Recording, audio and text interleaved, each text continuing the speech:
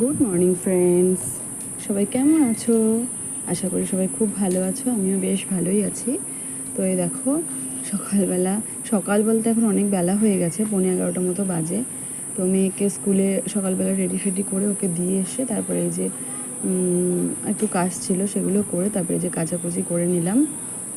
তো সকালবেলা রোজই আমাকে প্রচুর কাচতে হয়, তো রোজই কাচতে হয় ঠিক আছে, কিন্তু আজকে একটু বেশি, অনেকটাই বেশি, ওই জন্যই একটু লেট হয়ে গেল। না হলে সকালবেলায় মেয়ে মানে ওঠার আগে, ওকে স্কুলে পাঠানোর আগেই বেশিরভাগটা করে নিই অল্প হলে। আর যেহেতু আজকে বেশি, তাই টাইম লাগবে, হবে না। আর আজকে উঠতে একটু দেরি হয়ে গেছে।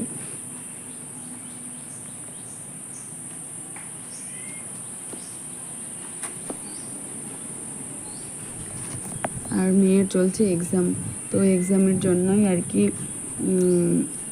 মানে একটু চাপে আছি।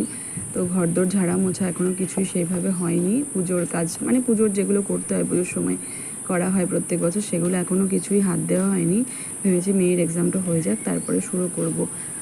তো সামনে বড় বাড়িতে চলে আসবে সামনের মাসে। তো সামনের মাসে একটা বড় অনুষ্ঠান করার ইচ্ছা আছে বাড়িতে। তোমাদের সাথে অবশ্যই সব শেয়ার করব। তার আগে ঘরদোর ঝাড়া মোছা সব কমপ্লিট করতে হবে। আর সামনে পুজো, একেবারে ঝেড়ে নিলে হয়ে যাবে একবারে। তো ঝাড়াঝুড়ি, কাচাকুচি, অনেক কাজ, অনেক কাজ। ভেবেছি বর আসলে ওকে দিয়েও কিছু কিছু মানে মানে ও আমাকে হেল্প,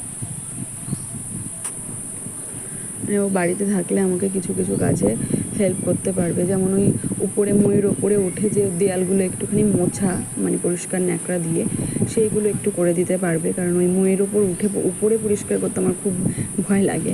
তারপর ফ্যানগুলো বিশেষ করে উঁচুতে উঠে করতে গিয়ে একটু ভয় ভয় লাগে। বাকি সব জানলা দরজা মোছামুছি, ঝাড়াঝুড়ি, বাকি সবই আমি করে নিতে পারবো। কাচাকুচি ওই দু একটা একটুখানি হাতে হাতে করে দিলে ভালো হয় আর কি।